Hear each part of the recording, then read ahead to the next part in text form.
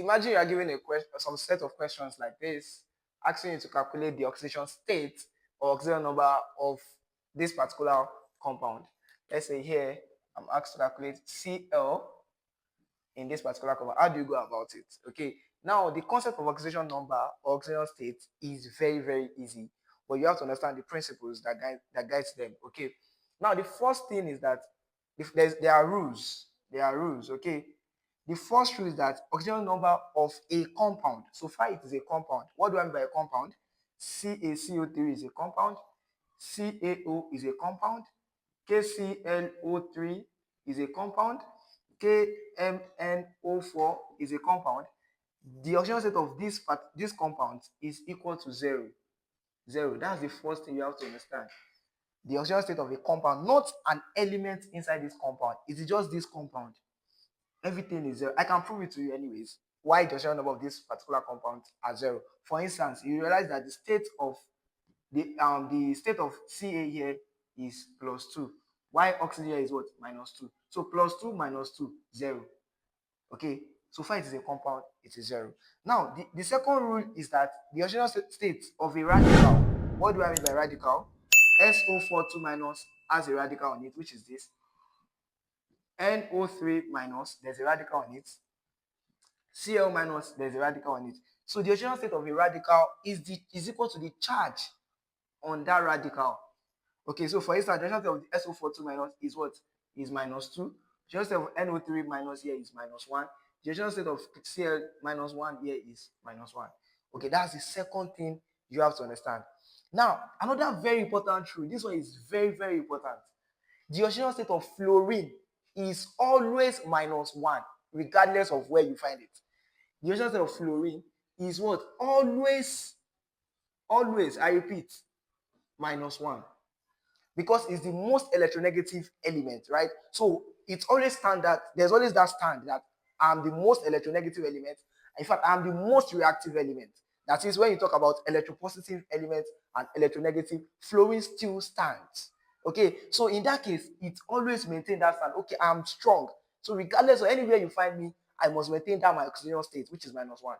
That is why if I ask you, look at this question, a chance of fluorine in OF2, don't calculate. If you calculate, you will miss it. You bank it. I'm very sure of that. Because you will not get -1 if you calculate it. If I even give you the state of fluorine OF2, O2F2, HF, anywhere you see fluorine is -1. Even with this, you can even solve this question. The other rules, but at least these 3 rules will help with this question. Now, the first question, calculate the state of the following compound. Now, CaCO3. I did not say carbon in CaCO3. I just say what is the state of this particular compound. So this is a compound. The answer here is what? 0. The oxidation state here is 0. Now, what's the state of Cl in KClO3? This is what? Potassium. There's a way of naming because you have to understand how to name. There's a way of naming. Now, if I have KClO3, there's what I call, now, this is my own left. It will be your own right, but this is my own left because this is what I'm facing. This is my own left, this is my right, and this is my middle. So I call it the left, right, middle rule of naming compound. It's a rule. How do we say it? Potassium is the left, oxygen is the right, then the middle. So it's left, right, middle concept. I don't know if this is in a textbook, but this is what I discovered on way to name a compound. What do I mean by left, right, middle rule? You call the left side first, followed by the right, then followed by the middle. Oh yeah, let's go. Potassium, triazo, Abi. This is 3. Triazo chlorate what? Then that's when the oxidation state now comes in. Oh yeah, let's go. KClO3. This is a compound, Abi. The result of this compound is what? 0. Potassium is +1 plus Cl, Abi. Then oxygen is what? -2. Because it has 3, it will be times 3 equals to 0. So +1 plus Cl -6 equals to 0. Now this becomes Cl -5 equals to 0. Then Cl equals to +5, not 5. It is only in chemistry that +5 is 0 from 5. Now, let me explain. +5 is the oxidation number, but 5 is called valency. Now, I will not define this for you, that valency is the combining power of an element without a charge. But plus 5, which is the rational number, is the combining power of an element with a charge, either positive or negative. So it is plus 5. If I put option A, 5, option B, plus 5, it is plus 5. It is not 5. It's different in chemistry. Okay. Also in chemistry is when you gain that you are negative. If I tell you now Cl minus, does this lose an electron or gain an electron? It gains an electron. It's only in chemistry that minus means gain. Okay, take note of that. So the answer to this question is what? Plus 5. So how do I now name? Based on my rule, left, right, middle. Potassium trioxochlorate 5. So that's the way to name. Now, let's look at that rule. Left, right, middle. Left, right, middle. Potassium tetraoxo manganese what? And that's where the oxidation state of manganese now comes in. So now let's go. So the answer here is plus 5. Now look at this. So if I want to do this, I will say KMNO4, the oxidation state of this compound is 0, right? So if I need it, now this is potassium is plus 1. I need manganese, Mn. Then this is 4 times minus 2, right? Equals to 0. So plus 1, this is minus 8 plus Mn. This is a common JAMB question. This is minus 7 plus Mn equals to 0. Then Mn equals to plus 7. That's why you see that JAMB we call this potassium tetraoxo manganese 7. Manganese 7. So Mn here is 7. That's it. Now the third one, the fourth one here is chromium in K2Cl2O7. This question they asked me in my first JAMB. This particular question. Now, if you're not very careful, you think it's going to be plus 7 because of this, but it's different. Now, the way to calculate this, let's go. Now, this is K2Cl2O7. Don't forget, this is a compound. The oxidation state is what? 0.